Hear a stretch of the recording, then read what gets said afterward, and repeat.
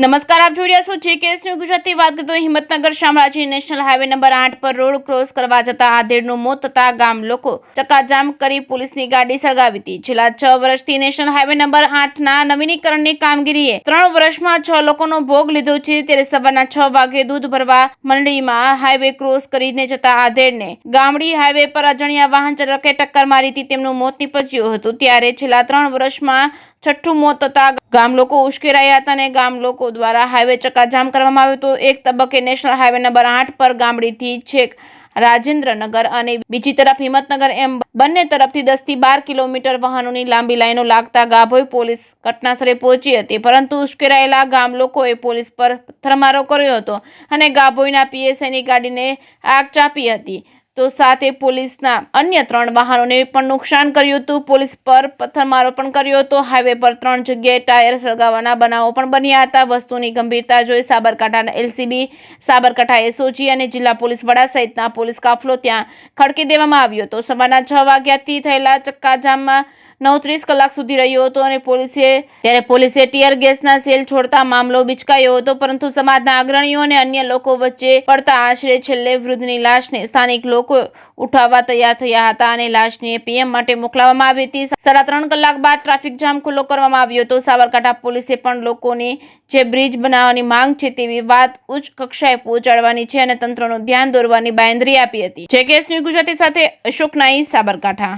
સવારે 6 વાગે કાકો દૂધ ભરવા 7 વાગ્યાની આસપાસ દૂધ ભરવા જતા તે ગાડી મારુતિ વાળો એક્સિડન્ટ કરી દીધો। તે જગ્યાએ કાકાને મોત થઈ ગઈ। એના લીધે આજથી 3 પેલા પર મોત થઈ હતી। એના લીધે ગ્રામજનોએ રોડ બ્લોક કર્યો હતો। રોડ બ્લોક કર્યા પછી 3 કલાક 4 કલાક સુધી રોડ બ્લોક પોલીસ દ્વારા સમજાવવામાં આવ્યા ગ્રામજનોને। તે ગ્રામજનો સમજી ગયા, જેથી લાશને ત્યાંથી ઉઠીને પીએમ કરાવવા હિંમતનગર લઈ ગયા છે। આ કેટલાય વર્ષથી માંગણી ચાલુ છે અમારી કે અહીંયા બ્રિજ બનવો જોઈએ, કેમ કે અમારે ખેડૂતો અહીંયા પેલી સાઈડ અમારા ખેતરા છે, ખેડૂતોને ચાલ લેવા માટે, ટોરોમાં પાણી લેવા માટે, એના માટે રોડને પેલી સાઈડ જવું પડે છે। અમે પાછું સ્કૂલના બચ્ચોને આ સાઈડ રોડ ક્રોસ કરીને આવવા પડશે। એક જ માંગણી છે અમારે, અહીંયા બ્રિજ બનવો જોઈએ, જે અમે બહુ જગ્યાએ રજૂઆત કરી છે। 3 વર્ષથી અમારી કોઈ રજૂઆત સાંભળતું નથી। એના લીધે ગામવાળાએ આખો સાઈડ રોડ બ્લોક કર્યો હતો। એક્સિડન્ટ થયો હતો વિજયસિંહ પરમાર। શું સમગ્ર વિગત?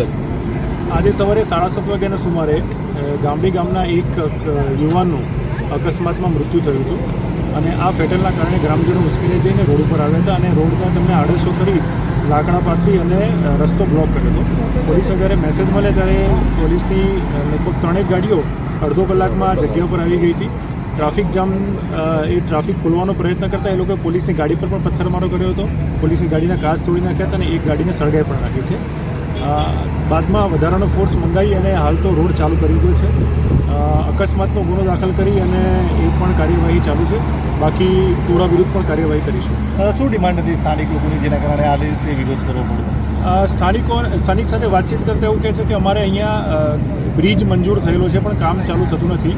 જ્યારે NHAIના અધિકારી સાથે વાતચીત કરી ત્યારે એવું જણાવે છે કે બ્રિજનું ટેન્ડર બહાર પડ્યા પછી સમયમર્યાદામાં કામ ચાલુ ન કરતા એને બ્લેકલિસ્ટ કરવામાં આવ્યો હતો, જેના જે હુકમના જે હાઈકોર્ટમાં જઈ અને એની પર સ્ટે લઈ આવ્યો હતો અને પછી એ સ્ટે પણ ગઈકાલે 14/5 વેકેટ પણ થયેલો છે। એટલે નવેસરથી ટેન્ડરની કાર્યવાહી કરવામાં આવશે એવું NHAIના અધિકારી જણાવે છે।